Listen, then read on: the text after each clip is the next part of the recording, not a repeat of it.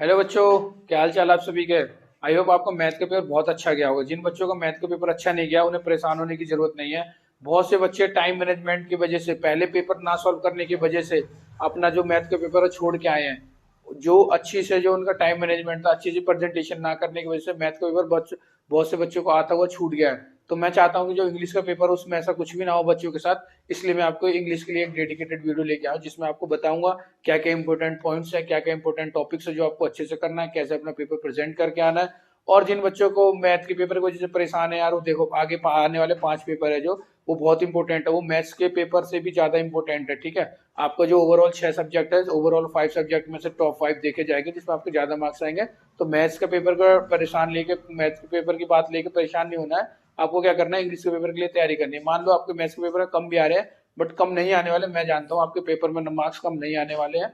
But आपको अगर ऐसा लग रहा है तो आप उसका कवर अप कर सकते हैं इंग्लिश के साथ, हिंदी के साथ, एसएसटी के साथ अच्छे मार्क्स लाके, साइंस में या आईटी में। ठीक है, तो आपको बिल्कुल भी डरने और टेंशन लेने की जरूरत नहीं है। अब उस पेपर को साइड में रख दो। अब अगले जो 5 पेपर बचे हैं उनकी तैयारी अच्छे से करो। आइए देखते हैं क्या है।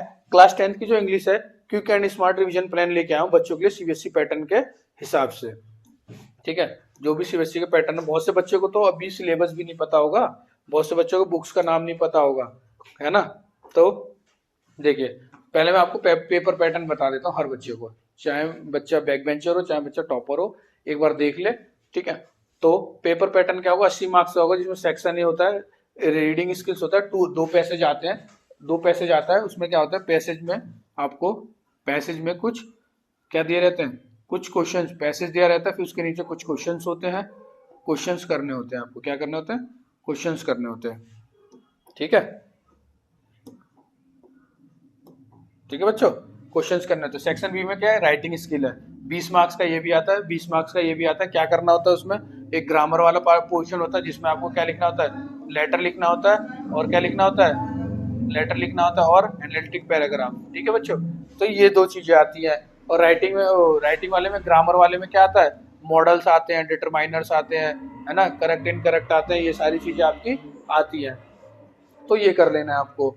सेक्शन सी में क्या आता है, लिटरेचर, 40 मार्क्स का होता है। सोचो 40 मार्क्स का है, मतलब एक तरफ मैं इन 2 सेक्शंस को कर दूं और एक तरफ इस अकेले सेक्शन को कर दूं, तो टोटल मार्क्स कितने हो रहे हैं, 80।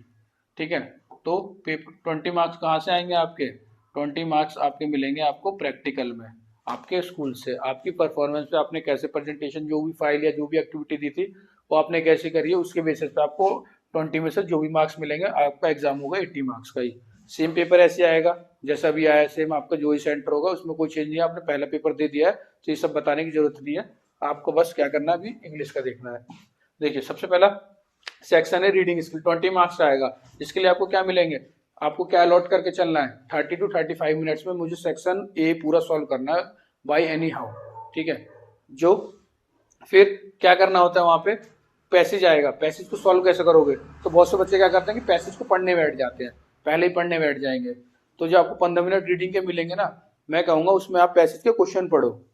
और भी जो, या आपको 15 मिनट में कुछ भी मत पढ़ो, आप सारे पेपर को एक बार देख लो, सारे पेज हैं, सारे सेक्शन हैं, और उसमें पेपर में एनालिसिस करो कि आपको कौन सा सबसे आसान सेक्शन लग रहा है। जो सबसे आसान सेक्शन लग रहा है उसको सबसे पहले आप लिखो। ठीक है, आपके मार्क्स ऐसे नहीं, बहुत से बच्चे डर जाते हैं अगर हमने सेक्शन बी पहले कर दिया तो हमारे मार्क्स, ऐसा कुछ नहीं है। अगर आप सेक्शन बी को उठा रहे हो तो सेक्शन बी पूरा सॉल्व करो, सेक्शन सी को उठा रहे हो तो पूरा सॉल्व करो। ऐसा मत करना कि सेक्शन ए का एक में कर दिया, सेक्शन बी का फिर उसमें कर, सेक्शन सी का कर दिया, तो यहाँ पे आपके मार्क्स कट जाएंगे। ठीक है, तो आप कोई भी एक सेक्शन 15 मिनट के दौरान, 10, 15 से 10 तक आपको क्वेश्चन पेपर पढ़ने को मिलता है, उसके दौरान आप कर सकते हो। ठीक है, कि कौन सा सेक्शन मुझे पहले सॉल्व करना है। ठीक है, इंग्लिश के लिए तो बेस्ट ही होता है कि आप पहले पैसेज ही करो, क्योंकि लेंथी होता है। आप सारे क्वेश्चन करने के बाद अगर पैसेज करने बैठोगे तो मे बी उस टाइम आपका माइंड बहुत ज्यादा थक चुका होगा, तो आपको करने का मन नहीं करेगा। तो फ्रेश माइंड से कर लोगे, क्योंकि 20 मार्क्स की बात है और बहुत से आंसर मिल भी जाते हैं, ईजी भी रहता है। तो आपको करना क्या है, सबसे पहले क्वेश्चन को पढ़ना है, पैराग्राफ को नहीं पढ़ना। पहले पहले क्वेश्चन जो नीचे दिए होंगे उसके पैराग्राफ के वो पढ़ने हैं। ठीक, फिर क्या करना है, पैसेज पे फोकस करना है, कीवर्ड्स पे, जो क्वेश्चन में कुछ कीवर्ड होंगे इसमें कीवर्ड होंगे, मैच करेंगे।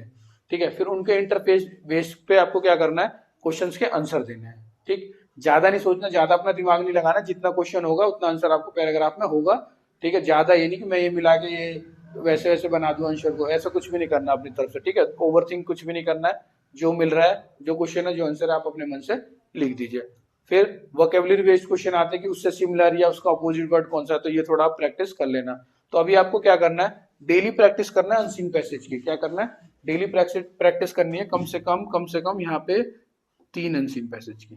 ठीक है, खुद से करना है, पहले खुद से सॉल्व करना है। कोई भी सॉल्व सैंपल पेपर ले लेना, सॉल्व सैंपल पेपर ले लोगे, खुद से करना है। फिर उसके बाद आपको खुद ही क्रॉस चेक करना है यार, क्योंकि देखो, जब तक आप मान लो यूट्यूब पे सारी वीडियो देख लिया आपने, सारी पोएम्स पढ़ ली, सारी स्टोरीज पता चल गई, आपने खुद से लिखा ही नहीं, तो यार प्रेजेंट कैसे करोगे, प्रेजेंट कैसे करोगे ये बताओ, प्रेजेंट करना भी तो नहीं चाहिए। तो जो भी आप याद करो, जो भी आप पढ़ो, जो भी क्वेश्चन लर्न करो, उसे लिख के जरूर देखो यार, ये मेरी एडवाइस है पर्सनल आप लोगों के लिए। ठीक है बच्चों, अब आगे फॉर्मल लेटर और analytical paragraph based on the chart. Analytical paragraph किस पे आता है, चार्ट्स पे आता है, ग्राफ्स पे आता है, डाटा यूज पे आता है ना। और फॉर्मल लेटर किस पे आएगा, कंप्लेन, इंक्वायरी, एडिटर को। ठीक है, फॉर्मेट के मार्क्स होते हैं कंटेंट के और एक्सप्रेशन के। फॉर्मेट जो फॉर्मल लेटर का जो फॉर्मेट होता है उसके मार्क्स होते हैं 2। ठीक है, तो फॉर्मेट भी अच्छे से कर लेना। फॉर्मेट है जो एक जगह से फॉलो करना, जहां से आप देख रहे हो, या फिर सैंपल पेपर से देख लेना, last 5 year sample paper, solve sample paper से बच्चों ने कैसे प्रेजेंट कर रखा है। ठीक है, ज्यादा इधर उधर का फॉर्मेट देखने की जरूरत नहीं, तो आप खुद कंफ्यूज हो जाओगे। ठीक है, और एक्सप्रेशन। फिर टिप क्या है आपके लिए यहाँ पे, टिप क्या है, लर्न वन परफेक्ट फॉर्मेट, वही बताया मैंने।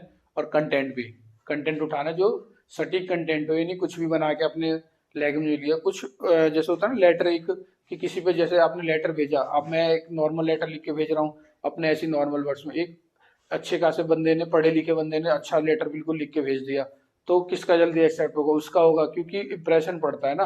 तो ये भी ये अडेप्ट, जो आपका कंटेंट होगा, जो आपका लेटर लिखने का तरीका होगा, वो भी क्या करेगा, टीचर के एग्जामिनर के ऊपर इंप्रेशन डालेगा। जब वो देखेगा बच्चे ने अच्छे कीवर्ड्स यूज करे हैं, अच्छा कंटेंट लिखा है, एकदम सटीक बातें लिख रखी है, तो वो आपको वहाँ पे फुल मार्क्स दे देगा।